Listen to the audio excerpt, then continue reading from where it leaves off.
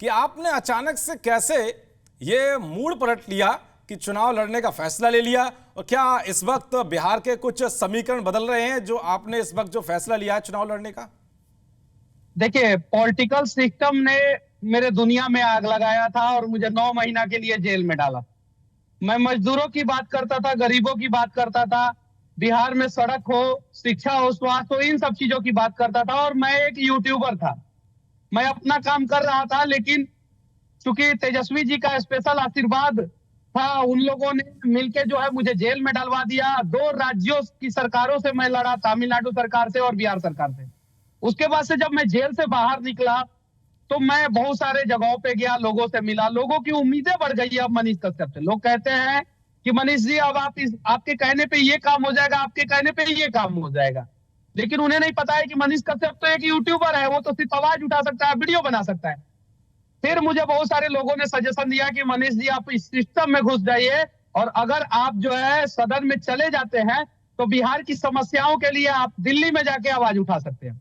तो इसलिए मैंने सोचा कि मुझे चुनाव लड़ना चाहिए। और मुझे पता है कि हम जैसे युवा जब कुछ ठान लेते हैं तो किसी भी हाल में जो है मकसद में कामयाब हो ही जाते हैं। बिल्कुल, युवा जब ठान लेते हैं तो मकसद में कामयाब हो जाते हैं। लेकिन इस वक्त जो सबसे बड़ी चर्चा है वो आपके चुनाव लड़ने को है, लेकिन आपकी बातचीत एनडीए या इंडिया गठबंधन के किसी नेता से हुई है? क्योंकि आप चुनाव लड़ने की जो बात कह रहे हैं, क्या आप निर्दलीय लड़ना चाहते हैं या फिर इंडिया या फिर एनडीए गठबंधन से आपकी कोई बातचीत हुई है सीट को लेकर के? देखिए, मेरा यहाँ के लोगों से बातचीत हुआ, और वो लोग जो है जनता है, पब्लिक है। उन लोगों ने कहा कि मनीष जी आप चुनाव लड़िए, और मैं चुनाव लड़ रहा हूं। तो चुनाव लड़ने की तो बात ठीक है, वो जनता तो कहेगी, लेकिन क्या इंडिया या फिर एनडीए अलायंस, इन दोनों के किसी बड़े नेता से आपकी बात हुई सीट को लेकर के कोई? देखिए, किसी बड़े नेता से जो है मेरी बातचीत नहीं हुई है। मैं जो है लोगों से बातचीत किया, और लोगों ने कहा कि आपको चुनाव लड़ना चाहिए, आप कुछ बिहार के लिए कर सकते हैं, और मैं चुनाव मैदान में कूद गया। अच्छा, ये बताइए, भारत की राजनीति के लिए दुर्भाग्य ही है ना कि पब्लिक से बात नहीं किया जाए, जनता से बात नहीं किया जाए, पहले जो है वो हाई कमान से बात किया जाए। अरे जनता क्या चाहती है उस हिसाब से टिकट मिलना चाहिए ना। हाईकमान क्या चाहता है, दिल्ली में बैठ के फैसला कर दिया जाएगा कि चंपारण का भविष्य जो है ये आदमी बदलेगा, और उस आदमी को जो है चंपारण में लोग लाइक ही नहीं करे, तो ऐसे नहीं ना चलेगा। अब पब्लिक के बीच में आइए, पब्लिक से पूछिए कि हाँ कौन सा आदमी जो है आपका भविष्य बदल सकता है। तो ये चीज है। तो मैं लोगों से बातचीत किया, और लोगों से बातचीत करने के बाद जो है चुनावी मैदान में कूद गया। लेकिन ये माना जाए, आपने कहा कि मेरी किसी बड़े नेता से बात नहीं हुई है, ना ही इंडिया गठबंधन से, तो ये माना जाए कि आप इस वक्त निर्दलीय के तौर पर उतरने वाले चुनावी मैदान में? देखिए, मैं चुनाव लड़ने वाला हूं, कैसे भी लड़ूं, लेकिन मैं चुनाव लड़ने वाला हूं, बस। तो चुनौती बहुत बड़ी है, ये आपको पता है कि जब आप कोई भी व्यक्ति निर्दलीय चुनाव लड़ता है तो चुनौती कहीं ना कहीं चुनौती देखिए। तो होती है। अच्छा, ये बताइए कि जब आप जब मास कम्युनिकेशन का कोर्स कर रहे थे तो आप उस समय सोचे थे कि जी न्यूज के स्टूडियो में बैठ के जो है मैं रिपोर्टिंग कर पाऊंगा? आपने चुनौतियों को स्वीकार किया, और आज जी न्यूज के स्टूडियो में बैठ के जो है आप रिपोर्टिंग कर रहे हैं। तो हम युवा हैं, हम लोग जो है कितना भी बड़ा चुनौती को स्वीकार करते हैं, और जब हम ठान लेते हैं कि हमें इस मंजिल को पाना है तो किसी भी हाल में पा लेते हैं। तो जब अच्छा, आप मुझे एक वहां बात पे बैठ बताइए, के जो है स्टूडियो में। हाँ, मुझे बोलिए। एक बात बताइए, एक खबर बहुत ज्यादा चर्चाओं में है और शायद हाँ। आपने कहीं ये बात कही भी है, क्या आप आरजेडी की तरफ से चुनाव लड़ेंगे? क्योंकि आपने खुद कहा है कि अगर देखिए, बिहार के विकास के लिए नहीं नहीं नहीं नहीं। तेजस्वी यादव मेरे को गले लगा लेते हैं, बिहार के विकास के लिए अगर तेजस्वी यादव हाँ। मुझे गले लगा लेते हैं तो हम बिल्कुल चुनाव लड़ने के लिए तैयार हैं। तो क्या लग रहा है कि नहीं, तेजस्वी के साथ जाना चाहिए आपको? सुनिए, मैंने क्या कहा था कि बिहार के विकास के लिए अगर कोई भी आगे आएगा तो मैं उसके साथ जाने के लिए तैयार हूँ। तो वहां पे पूछा गया तेजस्वी यादव जी भी, तो मैंने बोला कि हाँ, बिहार के विकास के लिए कोई भी आगे आए तो उसके साथ जाने के लिए तैयार है। लेकिन मुझे पता है तेजस्वी यादव जी को बिहार के विकास से कोई मतलब ही नहीं है। मैंने आगे ये भी बात बोला था, लेकिन आगे वाला बात जो है उसको हटा दिया गया, और सिर्फ इतना। तो बिहार के विकास के लिए कोई भी आगे आएगा उसके साथ मनीष कश्यप जाएगा। लेकिन अगर वो आदमी आना ही नहीं चाहे तो कैसे जाएंगे? आज देखिए, बिहार की स्थिति ऐसी है कि पूरे देश में बिहार अभी 40 साल पीछे चल रहा है। और कमाल की बात यह है कि कहीं नहीं तो कहीं लोगों का प्यार ही है, और आप लोग भी जो है सही चीजों को दिखाते हैं। इसलिए एक गांव में मैं बैठा हूं, बिहार के एक गांव में बैठा हूं, और वहां से जो है मैं दिल्ली जी न्यूज से कनेक्ट होकर जो है इंटरव्यू दे रहा हूं। अच्छा, मुझे बताइए कि आपने कहा कि बिहार के विकास के लिए हम किसी से भी जुड़ सकते हैं, तो जो तेजस्वी यादव हैं वो तो जब भी रैलियां करते हैं तो वो एक बात सबसे आगे रखते हैं। वो कहते हैं कि हमने बिहार के लाखों लोगों को नौकरियां दे दी। तो आपको लगता है कि बाकी बिहार के युवाओं को, लाखों लोगों को रोजगार मिला है या फिर नौकरी मिली है? देखिए, तेजस्वी जी कहते हैं कि 4 लाख युवाओं को रोजगार दिया है। कितना? 4 लाख। 4 लाख युवाओं को। बिहार की अगर अगर उन्हीं की बात मानी जाए तो बिहार की जनसंख्या जो है 13 करोड़ 80 लाख है। अभी बिहार में कम से कम 2 से 2.5 करोड़ लोगों को रोजगार चाहिए, रोजगार, तब जाके पलायन रुकेगा। 4 लाख युवाओं को जो रोजगार मिला, वो ना जाने कितने साल से वैकेंसी नीतीश कुमार जी जो है क्लियर नहीं करके रखे थे, और नीतीश कुमार जी दिए। तो तेजस्वी यादव जी क्रेडिट लेते हैं कि 4 लाख युवाओं को रोजगार हम दिए, हम दिए, हम दिए। हालांकि वो नीतीश कुमार जी के कार्यकाल में 17 साल 18 साल के कार्यकाल में वो 4 लाख युवाओं को रोजगार मिला, जो भी है। अगर क्रेडिट लेते हैं तेजस्वी जी कि 4 लाख युवाओं को रोजगार दिए, तो इस बात का मंच पे खड़ा होकर क्रेडिट काहे नहीं लेते हैं कि मनीष कश्यप को जेल हम ही डलवाए हैं? काहे नहीं क्रेडिट लेते हैं?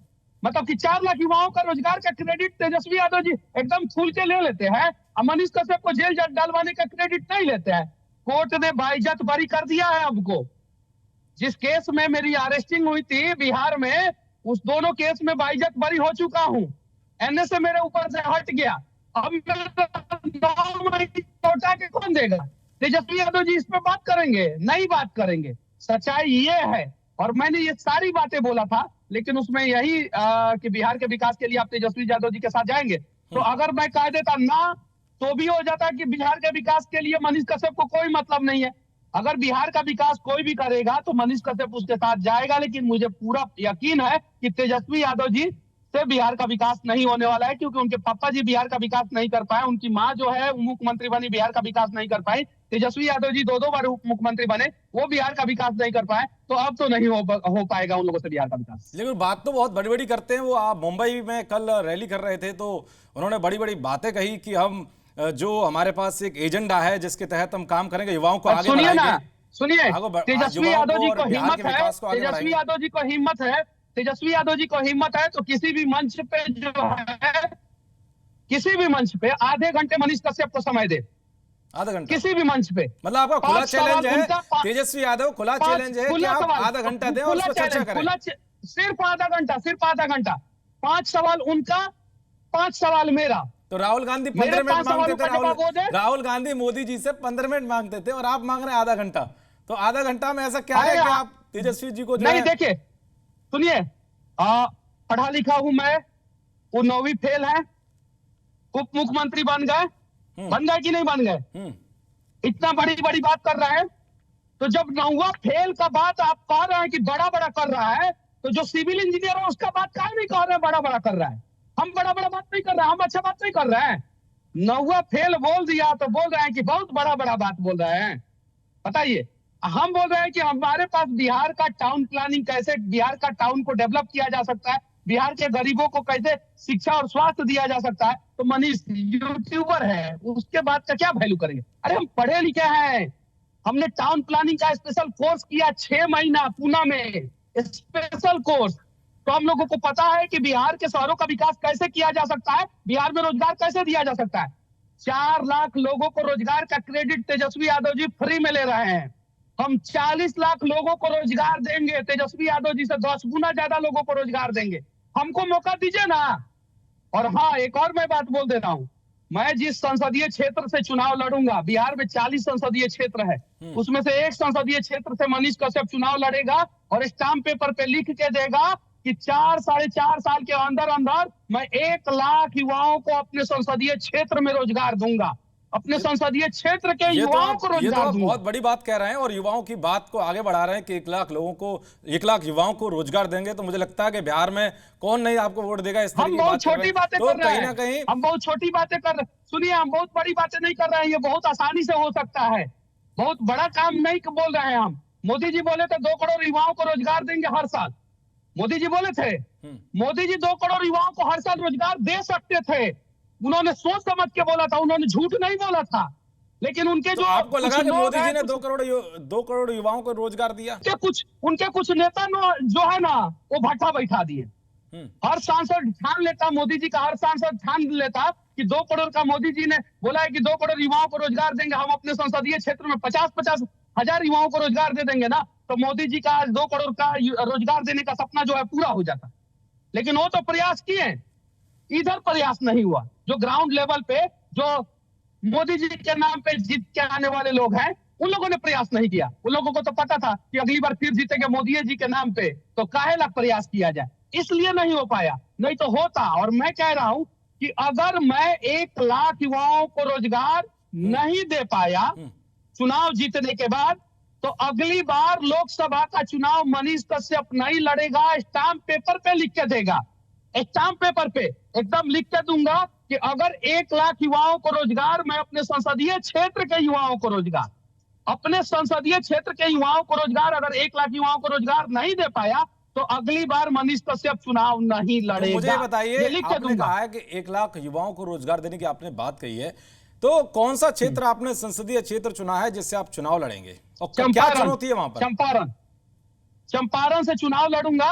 यहाँ पे 3 अच्छा शहर है, पुराना शहर है, रक्सौल, बेतिया और मोतिहारी। इन तीनों शहरों को जो है अंतर्राष्ट्रीय पैमाने पे जो है हम लोग डेवलप करने का प्रयास करेंगे। नोएडा, ग्रेटर नोएडा के तर्ज पे डेवलप करने का प्रयास करेंगे, गुरुग्राम के तर्ज पे डेवलप करने का प्रयास करेंगे, पूना के तर्ज पे डेवलप करने का प्रयास करेंगे, हैदराबाद, सिकंदराबाद, बेंगलुरु के तर्ज पे डेवलप करने का प्रयास करेंगे। रक्सौल अंतर्राष्ट्रीय शहर है, रिंग रोड बनवाएंगे, एयरपोर्ट बनवाएंगे। रोजगार देना आसान है, बड़ी बात नहीं है, लेकिन प्रयास करना होगा। अच्छा, मुझे ये बात बताइए, चिराग पासवान को तो आप अच्छे से जानते होंगे, वो एक युवा नेता हैं।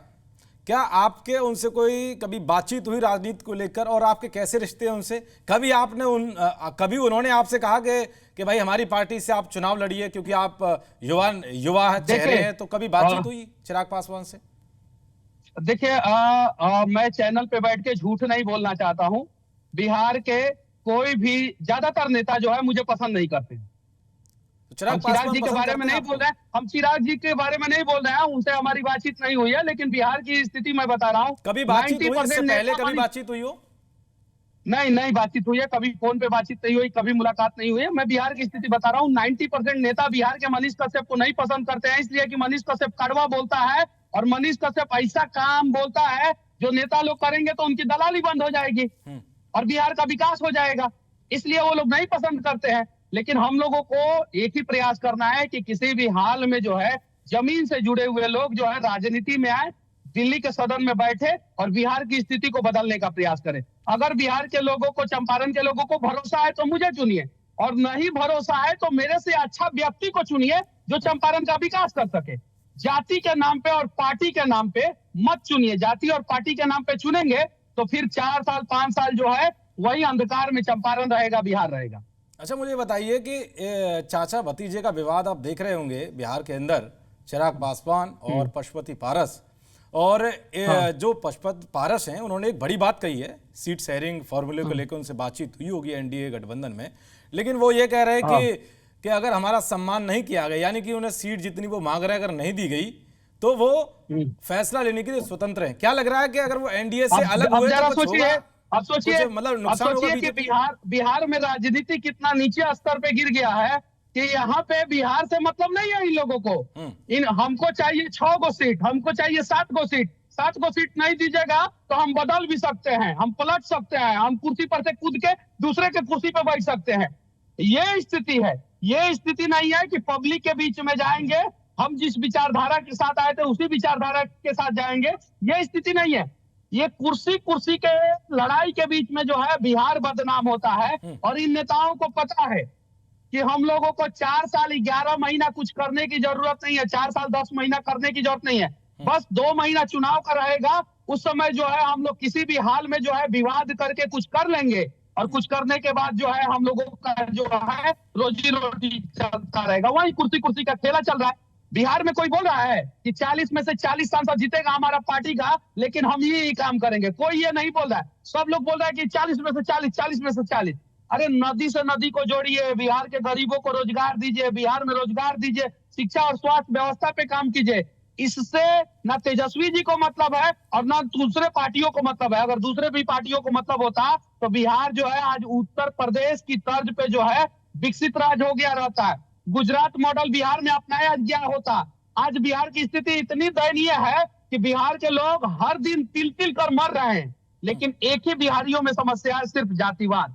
उस जातिवाद को अगर बिहारी त्याग देंगे तो हर बिहारी जो है वो 5 साल के अंदर अंदर एक समृद्ध बिहार में जीना शुरू कर देगा। अच्छा, मुझे ये बताइए, कन्हैया कुमार को लेकर आप क्या सोचते हैं? युवा नेता हैं, पिछली बार उन्होंने चुनाव लड़ा, आपको पता होगा कैसे वो जीत नहीं पाए। अब की बार क्या लग रहा है, कुछ कमाल कर कैसे पाएंगे जीत बिहार में नहीं वो? पाए? तेजस्वी जी उनके राह में रोड़ा बने। हमसे थोड़ी, कन्हैया कुमार से पूछिए ना कि कन्हैया कुमार को कौन हरवाया, पूछिए। तेजस्वी यादव जी कन्हैया कुमार को चुनाव हरवाए हैं और वही कन्हैया कुमार आज तेजस्वी यादव जी के साथ है। और कन्हैया कुमार जब मंच पे आते हैं, तेजस्वी यादव जी वहां पे आने वाले रहते हैं, तो कन्हैया कुमार जी को धक्का मार के हटा दिया जाता है। वीडियो वायरल हुआ था औरंगाबाद का। तो अच्छा। कन्हैया कुमार के राह में रोड़ा तो तेजस्वी यादव जी खुद है। तेजस्वी यादव जी इतने इनसिक्योर आदमी है, इतने इनसिक्योर, उन्हें लगता है कि हम तो नौवा फेल है, हमसे ज्यादा पढ़ा लिखा टैलेंटेड अगर आदमी आ गया तो हमारा बोरिया बिस्तर बांध देगा। तो इसलिए वो चाहे मनीष कश्यप हो या कन्हैया कुमार हो या चिराग पासवान हो या मुकेश सहनी हो, बिहार का कोई भी युवा आदमी हो या प्रशांत किशोर हो, इवन, हालांकि इन सभी लोगों से मैं मिला नहीं हूं, लेकिन बिहार का कोई भी युवा को तेजस्वी यादव जी पसंद नहीं करते हैं। तेजस्वी यादव जी ना कन्हैया कुमार को पसंद करते हैं, ना मनीष कश्यप को करते हैं, ना चिराग पासवान को करते हैं, ना प्रशांत किशोर को करते हैं, ना मुकेश सहनी को करते हैं, किसी को नहीं करते हैं। तो कन्हैया कुमार से अभी कभी बातचीत हुई, मुलाकात हुई विचारधारा को कभी लेकर? नहीं, कभी नहीं। एकदम विचारधारा उनका लेफ्ट है और मेरा राइट है, एकदम एकदम। लेकिन सहानुभूति है उनके साथ। कन्हैया कुमार तो मेरे खिलाफ बोलते रहते हैं, लेकिन मुझे उनके साथ सहानुभूति है कि बेचारा जो है राहुल गांधी के साथ इतना न्याय यात्रा में दौड़ लगा रहे हैं और राहुल गांधी कन्हैया कुमार को न्याय नहीं दिला पा रहे हैं। राहुल गांधी को हिम्मत है तो कन्हैया कुमार को न्याय दिला के दिखाएं, लेकिन राहुल गांधी को हिम्मत नहीं है, औकात नहीं है राहुल गांधी को कि कन्हैया कुमार को न्याय दिला दे। वो बेचारे कन्हैया कुमार मंच पे इतना बढ़िया बोल रहे थे, तब तक एगो नेता आता है बोलता है जाइए अब तेजस्वी यादव जी बोलने वाले, आप मन से उतरिए। जरा सोचिए, राहुल गांधी को नहीं दिखा कि हमारे कन्हैया के साथ अन्याय हो रहा है? दिखा कि नहीं? लेकिन राहुल गांधी तो कन्हैया कुमार को न्याय नहीं दिला पा रहे हैं और कन्हैया कुमार का विचारधारा मेरा विचारधारा कभी मैच नहीं कर सकता है। राहुल गांधी तो न्याय यात्रा निकाल रहे हैं, वो तो न्याय की बात करते हैं, युवाओं की बात करते हैं, वो युवा चेहरा है तो वो आगे बढ़ाते हैं, कहते हैं क्या हमारी युवा पार्टी की के बात अंदर करते हैं? युवा ही आगे बढ़ते हैं। क्या युवा की बात करते हैं? क्या युवा की? बिहार में एगो पत्रकार के ऊपर एनएसए लगा था, आज तक बताए ना राहुल गांधी, हमको पत्रकार नहीं यूट्यूबर ही मानते हैं। कितने यूट्यूबर के ऊपर एनएसए लगा, मुझे क्यों नहीं न्याय दिलाए? अरे मुझे छोड़िए, राहुल गांधी को हिम्मत है तो अपने ही पार्टी के कन्हैया कुमार को न्याय दिला के दिखाए। क्या पता मेरे बोलने से कन्हैया कुमार को टिकट मिल जाए। लेकिन कन्हैया कुमार इस वक्त तो देख रहे होंगे वो शायद बिहार में कम नजर आ रहे हैं और जगह न्याय यात्रा में ज्यादा जुड़ रहे हैं। नो तो एंट्री, कुछ नो फर्क एंट्री, पड़ेगा नो इस न्याय एंट्री, नो यात्रा का? एंट्री। कन्हैया कुमार के लिए बिहार में नो एंट्री है। क्यों, ऐसा बिहार क्यों? में कन्हैया कुमार नहीं घुस सकते हैं। ऐसा मनीष क्यों? कश्यप ने नो एंट्री नहीं लगाया है या किसी पार्टी ने नो एंट्री नहीं लगाया। सिर्फ और सिर्फ लालू जी के लाल तेजस्वी यादव जी ने कन्हैया कुमार के लिए बिहार में नो एंट्री लगाया है। वो तो गठबंधन के कि साथ कन्हैया है, वो तो कुमार भाई बिहार में, कांग्रेस और आरजेडी तो एक साथ है, तो वो नो एंट्री क्यों लगा रहे हैं? ऐसा क्यों? वो तो युवा नेता है, उन्हें तो फायदा मिलेगा इस चीज का कि भाई एक युवा नेता बात रखेगा वो मुखरता के साथ, प्रमुखता के साथ। कन्हैया कुमार भी युवा नेता है। कन्हैया कुमार जेएनयू से पढ़े हैं, 9वीं फेल है, ठीक है, कुछ भी है। कन्हैया कुमार से 36 का आंकड़ा है मनीष कश्यप का, लेकिन इतना तो हमको पता है कि तेजस्वी यादव जी से कन्हैया कुमार ज्यादा टैलेंटेड है। तो तेजस्वी यादव को कैसे पसंद आएगा? तो तेजस्वी और ये आपस में 36 का आंकड़ा है इन दोनों का, तेजस्वी यादव और आप फोन कन्हैया करके कुमार का। पूछिए, आप फोन करके पूछिए, आप चैनल पे दोनों आदमी को एक साथ बैठा के देख लीजिए ना। लेकिन अब जो हाँ। स्थिति आप देख रहे हैं चंपारण के अंदर, क्या लग रहा है आपको कि वहां पर कौन सी बड़ी चुनौती आ रही है आपके आगे? क्योंकि निर्दलीय चुनाव लड़ना बहुत बड़ी बात होती है, आपको पता ही है, और वो भी बिहार जैसे राज्य में जहां पर गठबंधन का वजूद बहुत चलता है, वहां पर पार्टी का इधर होना वहां सबसे बड़ी बात होती है कि जो घटक दल होते हैं।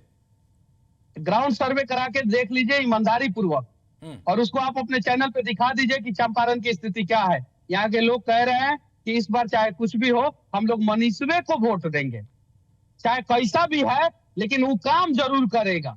यहाँ के लोग बोल रहे हैं, आप अपने चैनल पे दिखाइए, आपके रिपोर्टर है यहाँ पे, चंपारण में भी है, पटना में भी है, और ग्राउंड सर्वे एकदम एग्जैक्ट सर्वे कराइए, लोग क्या बोल रहे हैं। मैं दावे के साथ कहता हूं कि 100 में से 90 लोग ये बात कह रहे हैं कि मनीषवा जो है चंपारण का तकदीर तस्वीर दोनों बदल देगा, उसको इस बार मौका दिया जाना चाहिए, लोग बोल रहे हैं। लेकिन चुनाव के समय में क्या होगा क्या नहीं मुझे नहीं पता, लेकिन मेरा काम है प्रयास करना, और लोग जो है मेरी सराहना कर रहे हैं और मैं लोगों के बीच में ही रह रहा हूं। बिल्कुल, कहीं ना कहीं संघर्ष और चुनौती बहुत आती है। कहते हैं कि खुद पर यकीन तो कर, हर रास्ते का हल निकलता है। तूफान और आंधी के आगे ओट लेकर चिराग भी जलता है। जब हौसले बुलंद हो, अंधेरा भी प्रकाश बनकर निकलता है। एक बार उठने की कोशिश तो कर दोस्त, देख फिर जमाना तेरे पीछे चलता है।